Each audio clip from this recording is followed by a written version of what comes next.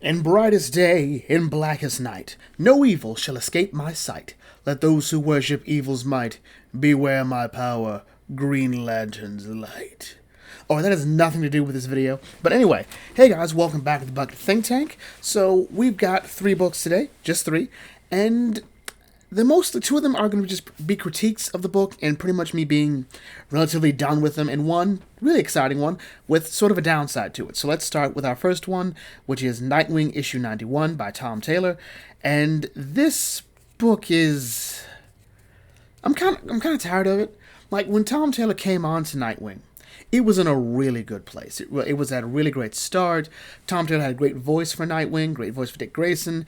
He dragged into the fact that Nightwing and Batgirl, Dick and Babs had been somewhat married in a collapsing continuity. So they're working on that. He had a cute little 3-legged puppy. And when Bloodhaven, he realized he wants to do something about the homeless kids there. But realized Bloodhaven has a problem with corruption. And then he gets a bunch of money from Alfred. And I'm like, okay, this is great. And then it gets bogged down in Fear State. And then it still just sort of goes at a snail's pace everywhere else. Here we are, issue 91. And it still feels like it's really going nowhere. All right, so the antagonist here, Blockbuster, has recruited this very fancy schmancy elite assassin group that we've never heard of before, because it's just for this book. And it's resolved in 2 issues, done in 2 issues. That's it. And that technically wouldn't be a problem, but let's just point out the fact that this was supposed to be about Dick Grayson battling the corruption of Bloodhaven to help the homeless kids. I haven't seen a homeless kid in issues. Like in months, haven't seen it. Haven't seen him at all. So it's kind of pointless. Actually, the issue before the last one, it was a crossover with Superman, Son of Kal-El. That book is just whatever. Actually, in reference to that, this story here is a better version of Superman, Son of Kal-El, and the reason being is that Superman, Son of Kal-El is more woke in a sense. So when I say woke as a negative, which I think it's usually negative, but whatever, it's the fact that that book deals with all the surface level of a subject issue. In other words, it says X is bad. We need to do something about X, but then that's it. Nothing else. The refugees, mentioned once, done. Never discussed again. The climate issue, mentioned once, then done. Like, oh, well, due to the climate issues, there's a sea monster coming out of here. Okay, and what is anyone doing? What is the opposition to that? And so coming back to Nightwing, because we go at like this snail's pace and dealing with issues no one cares about, like by default, Wally West can no longer be in this story. All right, because he's going, like he breaks everything else. Like when Dick Grayson gave his speech, and Blockbuster's hitmen tried to kill Dick Grayson, and the Titans showed up with help from Mr. Terrific. That should have been the hint. Either this plan has failed, and we have to stop, let him do what he wants, or we up the game.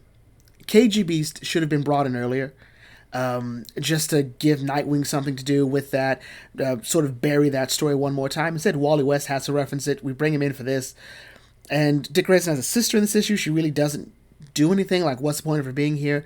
She's there so by default, Dick Grayson doesn't have to build up any trust with anyone. He doesn't. And the person's like stealing hearts. That person has not come up. They're apparently going to come up again next issue. So I'm like, okay, that's great. Otherwise, this is a bunch of stuff that no one cares about. All right, this all could have been one issue. It's like, yeah, you should probably really commit with Babs or something. I'm like, okay, I thought we already had. But then you realize they haven't. Even in Batgirl, they haven't. So yeah, I'm giving this one more issue. Hopefully it'll stick on the landing on what it's supposed to be doing, and we'll go from there. I just don't. Next is Batgirl issue 5 by Becky Cloonan. So I just don't like this story anymore. 5 issues, I think it's supposed to be 6, so I'll give it to issue 6, just to say we finished it. So the Remnants of the Magistrate, I think, was a cool idea and should have been the main antagonist. Getting information from Simon Saint, and to find out it actually wasn't Simon Saint. This could have been like the best of the Magistrate or the worst of the Magistrate being pushed and manipulated, doing all this. Instead, we have this Diet Anarchy dude coming in here. We got to go to Arkham Asylum, which, you know, I like to use the video game Arkham Asylum design, but still, I don't like. Does this mean anything? I don't quite. Then people are possessed by zombies. Like, is there some commentary here? I don't know. I don't care to know. That's the problem. I will give this book credit though. Clunan, I think, has done a good job of giving each of the Batgirls a moment to shine. The problem is that the story they're in just isn't that interesting, and I would have liked more of sort of them butting heads, like, you know, like, hey, they have to learn to work together because they really haven't. Like, we know Babs and Steph have. We know that Steph and Cass have worked together. We haven't seen Babs and Cass work together, so it would have been nice to see that.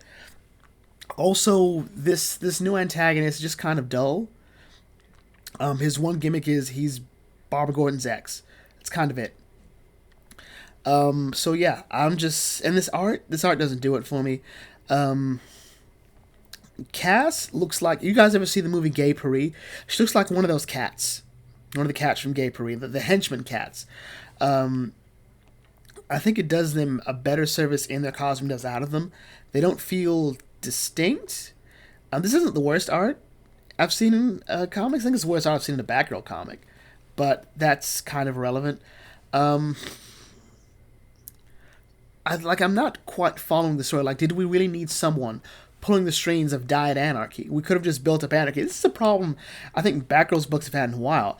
If she's not piggybacking off of Batman's rogues galleries, she doesn't really have anyone of interest here. What was it? Gail Simone left the book, and Babs had gone to Burnside. This was the New 52. There were like diet attempts to create like one-off rogues, but we need better rogues, and I think Seer is an attempt at that. But I don't know. Like, I haven't seen the payoff from Seer, so I don't know. Yeah, so I'll be glad when this is over, so I can just say, "Hey, we read it." To say we read it. Finally, the gold of this week. Actually, yeah, it is this week. Actually, there was some really good other books out this week, but I don't. We'll save that for next week. The Justice League issue 75. The Death of the Justice League.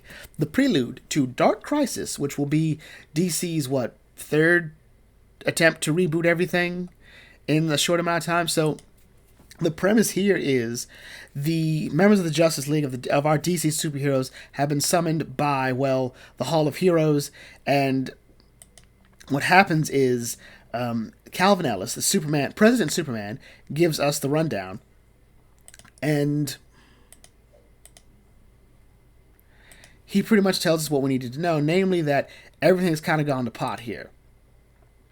Namely that a being called the Great Darkness has teamed up, or not so much teamed up, but has sort of press-ganged people like the True Darkseid, Necron, and all of them to help with this plan to take possession of the Bleed, which is like this space in between, and create the death of the multiverse.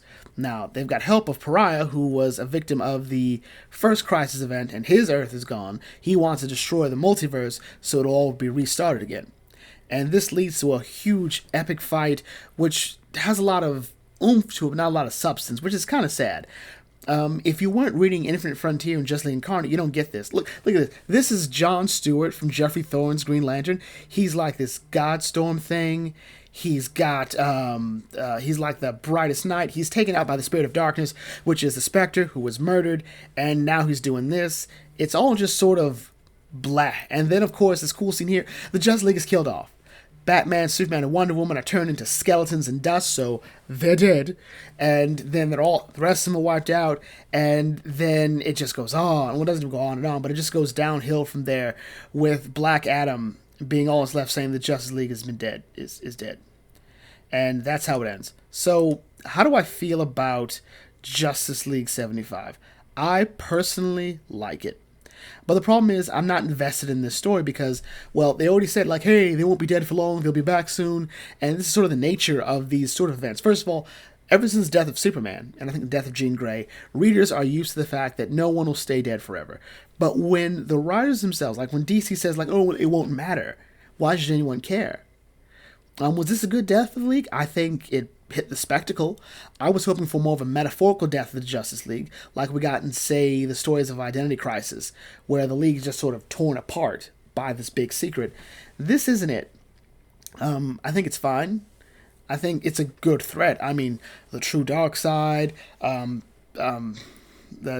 darkness is the spirit of darkness, the ebony hand, the black Necron, the Black Lantern. These are all good, amazing threats. And Doomsday, and they're all prisoners of the darkness. So it works out there, but I don't know. Like, we'll have to see Dark Rise. We have to see what was this worth killing off the Justice League for.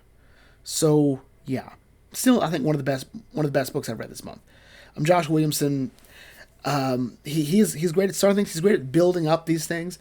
We'll see how it plays out later. Anyway, with that in mind, if you're new to the Bucket Think Tank, feel free to like, comment, share, subscribe. Check out some other videos, and I'll catch you all later. This is Bucket Think Tank signing off. Thanks for watching. As always, may your fandom serve you well.